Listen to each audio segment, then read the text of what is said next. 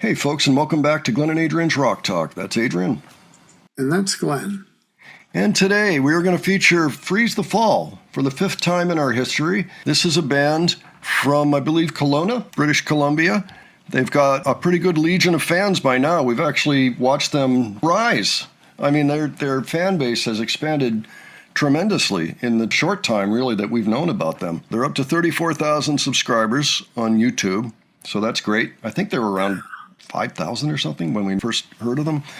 We have seen 4 other songs. Hypothermia was the last one from February of this year, and we liked that song. That was the one where there was this massive fire burning behind the band who were out, kind of in the icy wilderness jamming out. And we've also seen Bloody Mary, Masquerade, and Daughters of Witches. And all of that is really within the space of 1 year.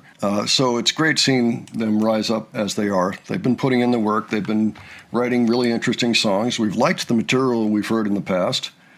And so this is new. They have put out a few songs recently. In fact, I think an EP has dropped. Red Garden, now streaming. Okay, available June 18. Okay, so their new EP is out. And it's got this song and 3 others. VHS, Hypothermia, which we've seen, and Oubliette. Sorry if I got the pronunciation wrong on that. Today, we're going to check out Rot. So, Adrian, any thoughts ahead before we take a look at this? I'm just looking forward to seeing this song. Do you remember Hypothermia, the last one we looked at? Oh, yeah, I remember it now with a fire, like, behind them, and they're in this Arctic wilderness or something. Yeah, and the music was pretty cool. Oh, yeah, the music was awesome. Yeah, it seemed to me that they had some funk going in the Hypothermia track. Yeah, that was heavy. So let's check out Rot, and we will discuss afterwards. All righty.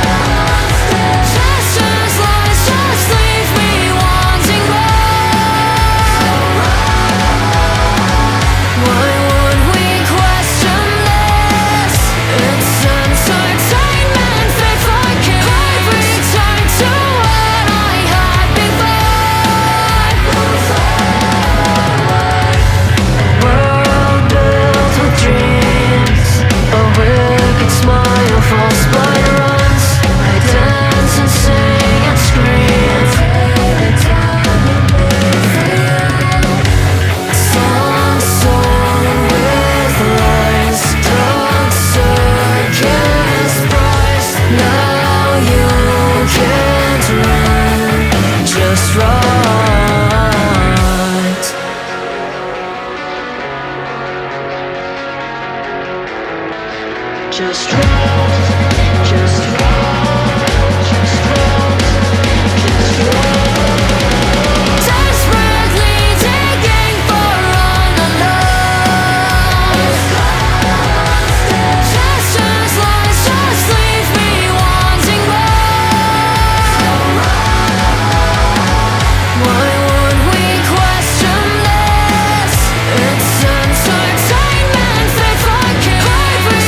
to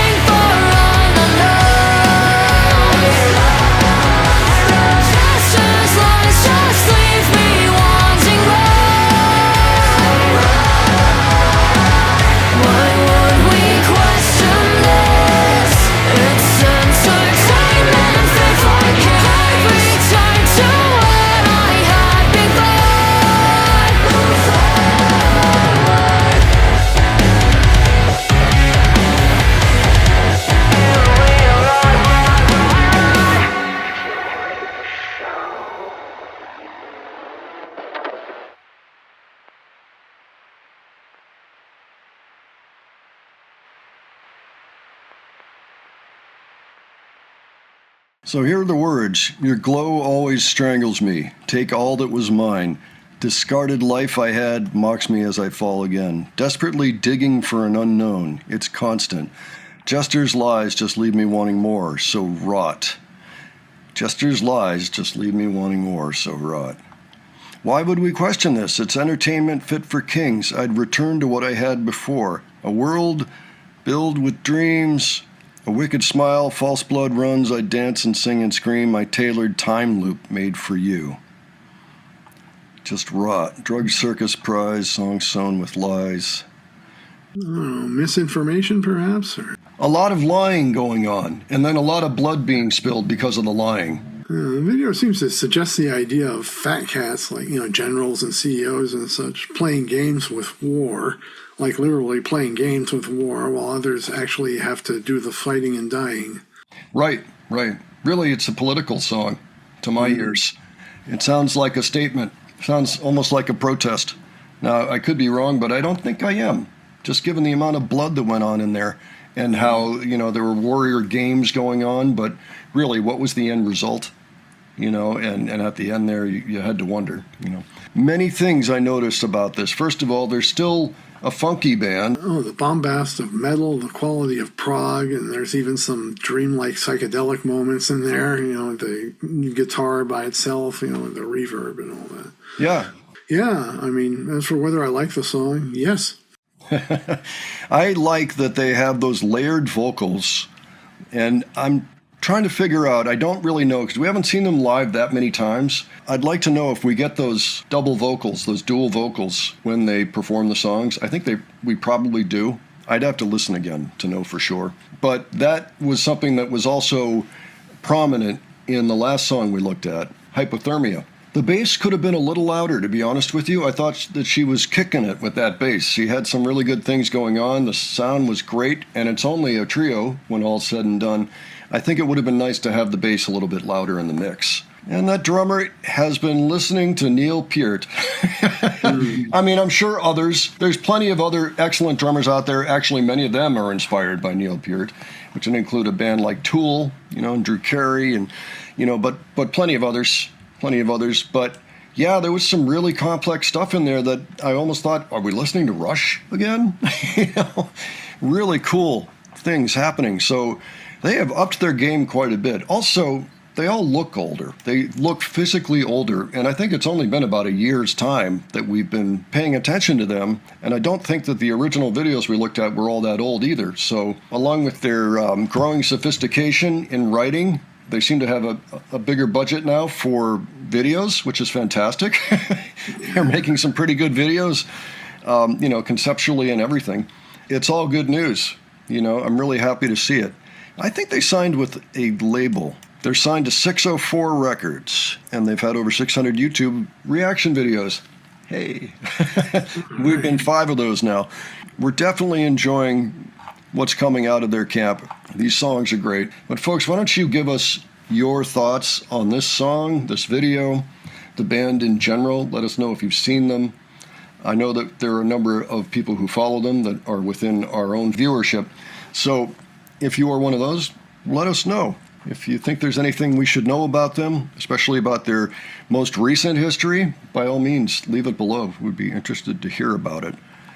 And if you enjoyed this video, please give it a like. And if you enjoyed the presentation, please subscribe. All right, thanks so much for joining us today, and we will catch you on the next one. All right, take care, folks. See you all later.